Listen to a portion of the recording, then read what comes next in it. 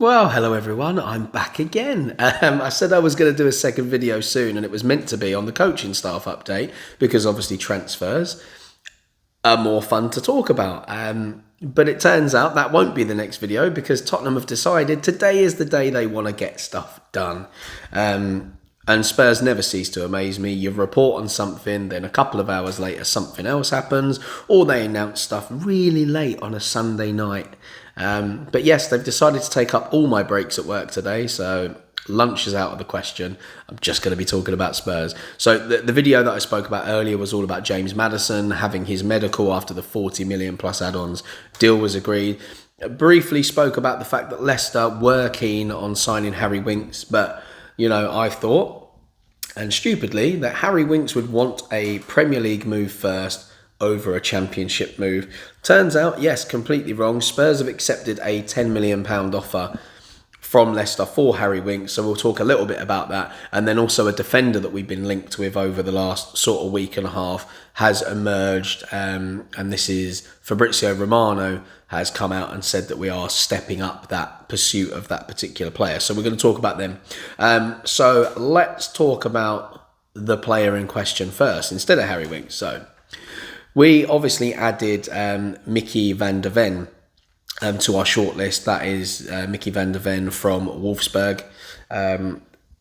It seems like Bundesliga players are very much sought after for Premier League teams because they're foreign, so they're a little bit cheaper than signing an English player. But the Bundesliga is the closest league in terms of physicality, tempo to the Premier League.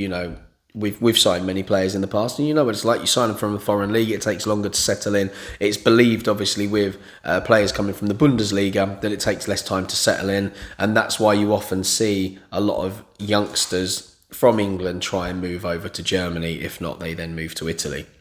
So, Van der Ven, very much on our shortlist now, which does include Edmund Tapsoba of Bayer Leverkusen. The reason why Tapsoba hasn't been spoken about more is purely because of the price difference. Tottenham always want a cheaper option. And I would say Tapsoba, yes, quality centre-back. He's got loads of attributes that would suit a Postecoglou's system. But so does Van der Ven. So I haven't actually got too much to complain about in terms of the price difference. And Levy opting to cheap out a little bit. Because it is a risk anyway when you bring in a player from a different league. So this one for me is absolutely fine. So Van der Ven, he actually had an interview last week or the week before where he was speaking about his proposed move to the Premier League, because it's not just us. Liverpool have been linked with him as well. So, and it's a very strange interview. He could ruffle a few feathers amongst the Wolfsburg hierarchy and the fans.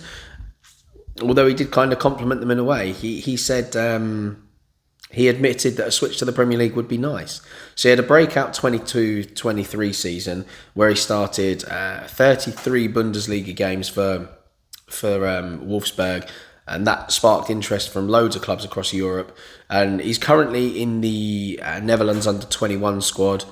And he was responding to the transfer link saying, look, I've been forwarded it, as in forwarded on from his agent, the interest. And this was an interview with Voetbal International.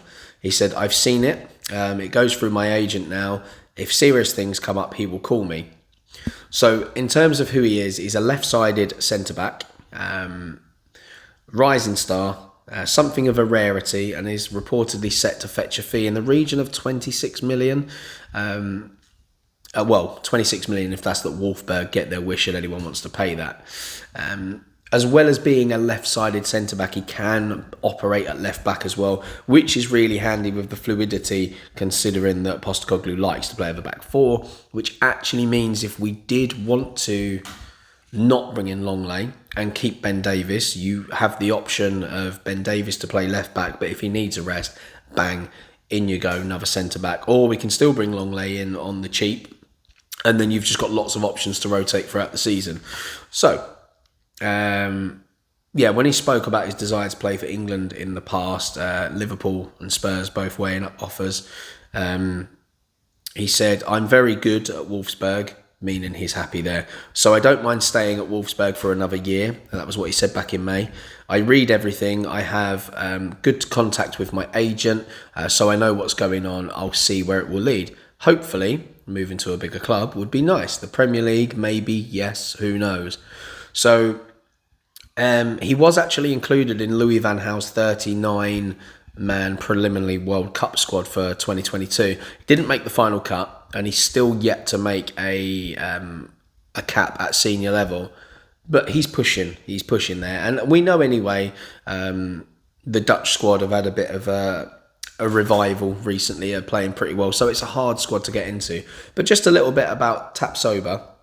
He played a key role in Leverkusen's resurgence under Xabi Alonso, somebody that was also linked with the Spurs managerial job.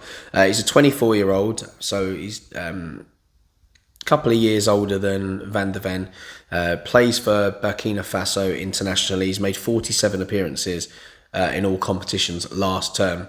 So look, Tapsoba is actually probably the more exciting of the two right now, but he's got 2 years on Van de Ven, so there's a little bit more development that's been there. So who knows, in 2 years' time, you might actually find that Van de Ven has developed into an even better player than Tapsoba. Both of them are quick, which is really handy in a back line that for us has traditionally been quite slow over the last few years, and someone we've moaned about a lot. And the way that Postecoglou plays means we need quicker centre-backs. So either of these, I'd be pretty happy with them coming in. So now that's out of the way, let's move on to Harry Winks. So approaching the summer, you would have expected Harry Winks was going to go. He's got a year left on his contract.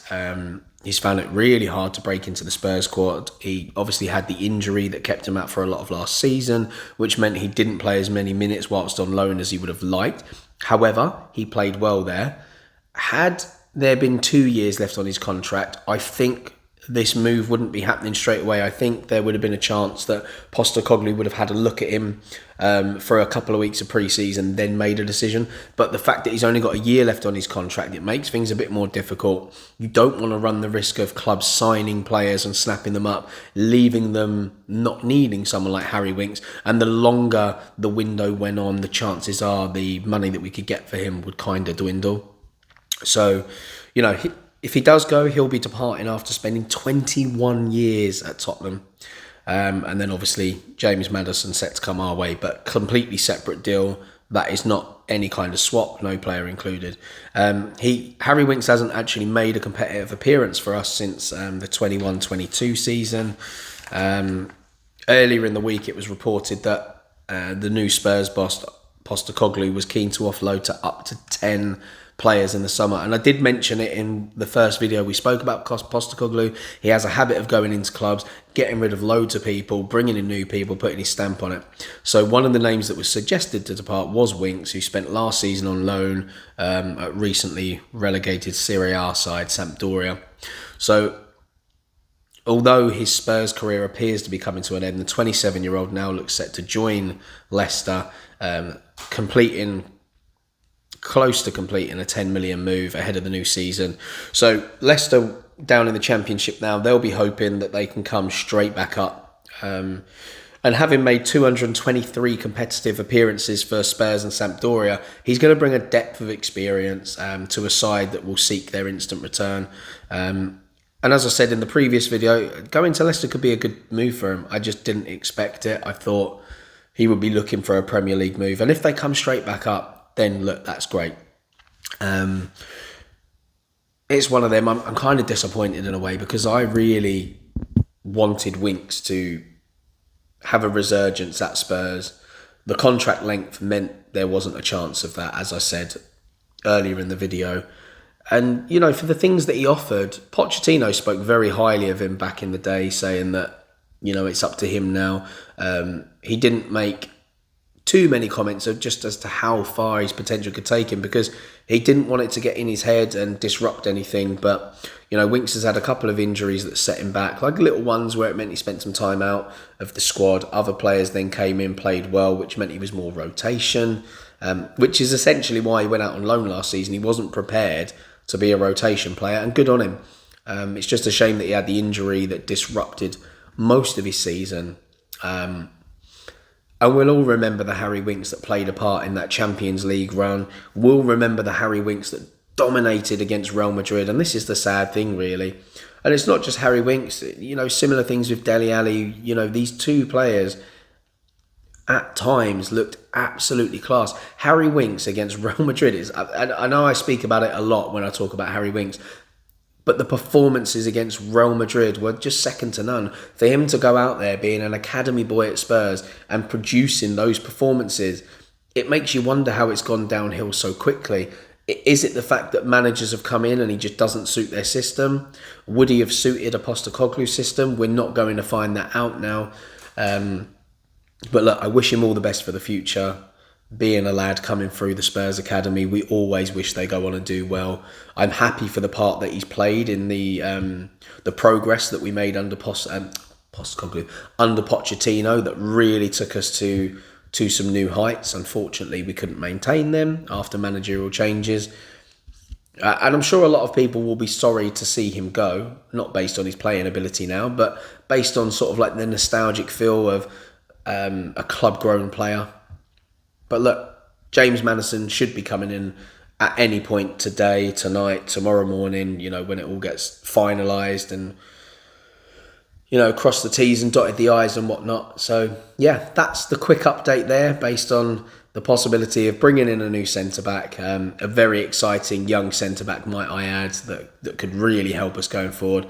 And, you know, one of our own going out the door to hopefully return Leicester to the Premier League. I've got nothing against Leicester. They're one of the teams that I didn't want to go down. So that's it. So thanks for that one, sticking around. So I've been Kieran from Speaking Spurs. Don't forget to subscribe, like, and post your comments below. We can reminisce on a bit of Harry Winks time if you want. And until the next video, which I say will be about the updated coaching staff. It may not be, because who knows what else is going to happen today. So take care. I have been Kieran from Speaking Spurs, and until next time, come on you Spurs.